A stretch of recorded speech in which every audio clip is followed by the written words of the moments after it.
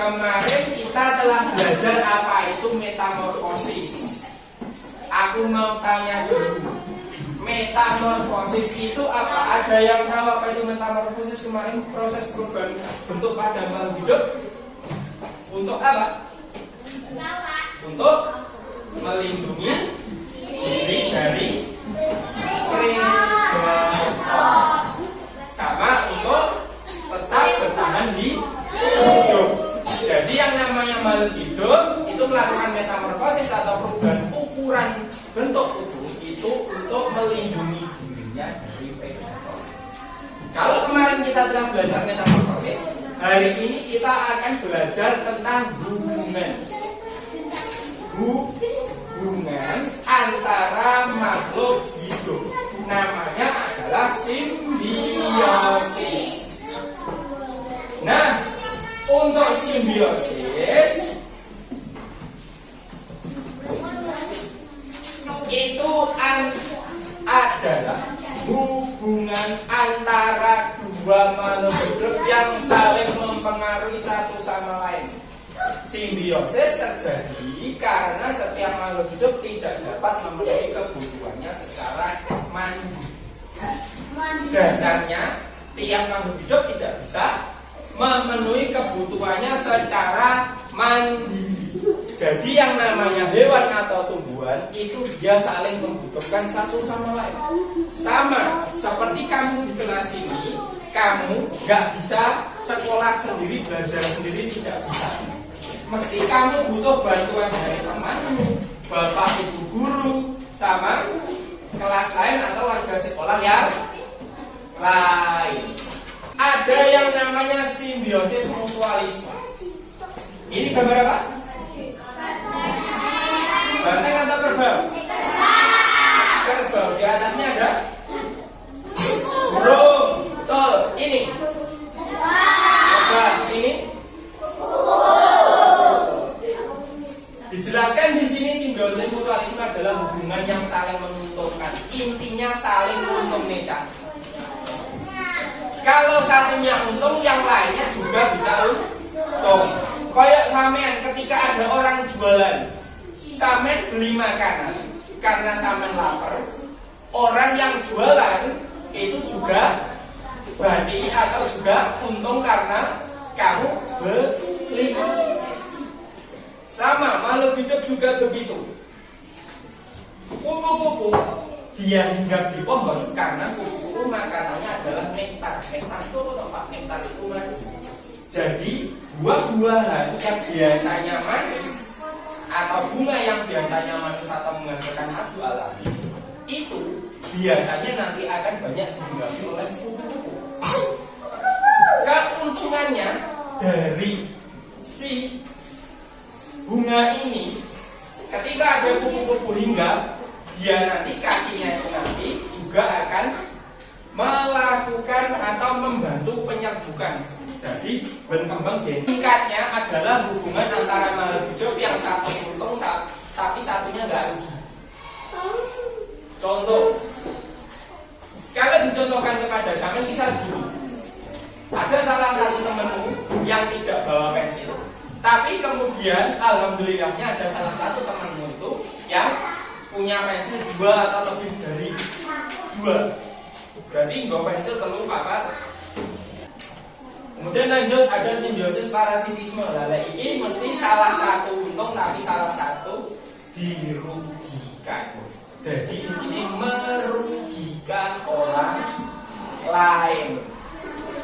Di sini ada nyamuk yang menghisap kulitmu, jadi kulitmu gatel. Ada cacing pita atau cacing tambang yang hidup di perut manusia atau perut hewan. Jadi ketika kamu makan, kamu cuci tangan dulu, telurnya atau larvanya akan masuk ke tubuhmu. Lewes masuk ke tubuhmu, makanan yang kamu makan atau bahkan daging yang ada di tubuhmu akan dimakan oleh ini. Lek sampean tahu seperti makan daging babi.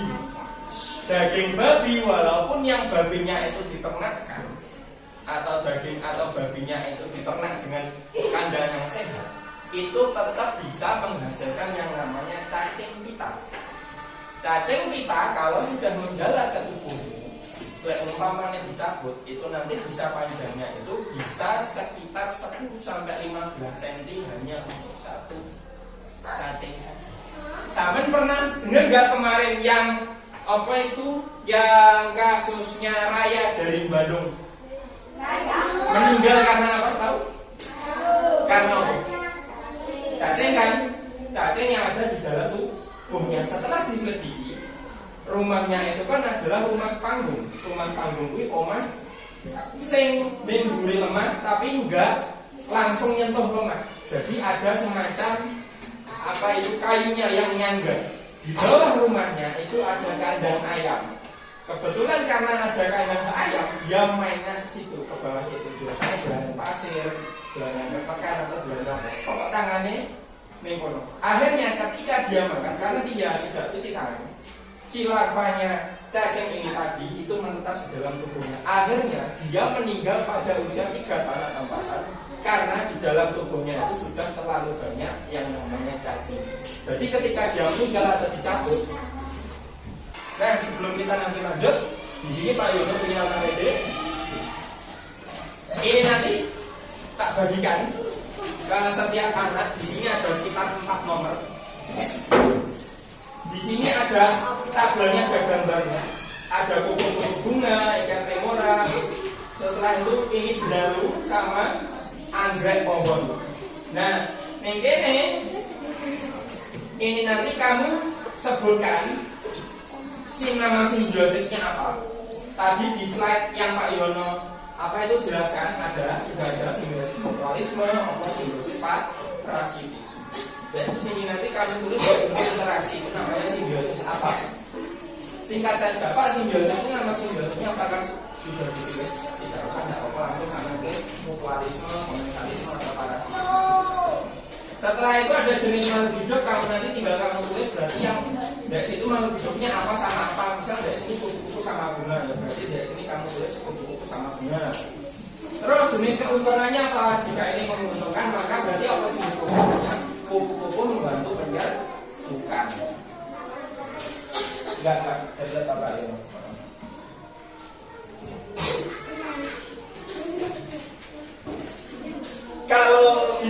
Kalau ini simbiosisnya adalah simbiosis yang menguntungkan, berarti kamu pilih salah satu dari sini.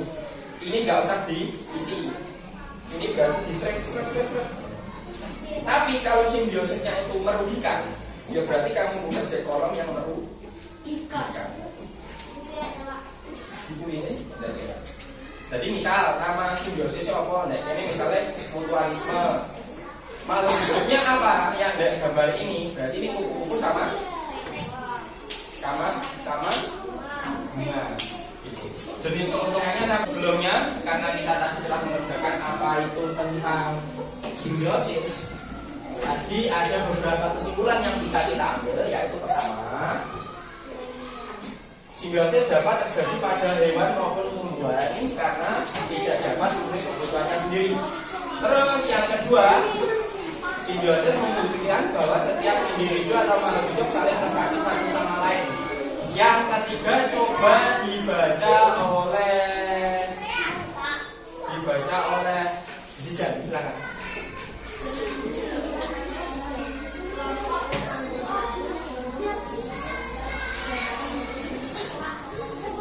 Satu sama lain. Jadi intinya itu ya. Sebelumnya Yono minta maaf dulu jika dalam pembelajaran hari ini Pak Yono mempunyai salah atau atau terlalu kasar. Pak Yono minta maaf. Saya tutup dulu pelajarannya. Wassalamualaikum warahmatullahi wabarakatuh.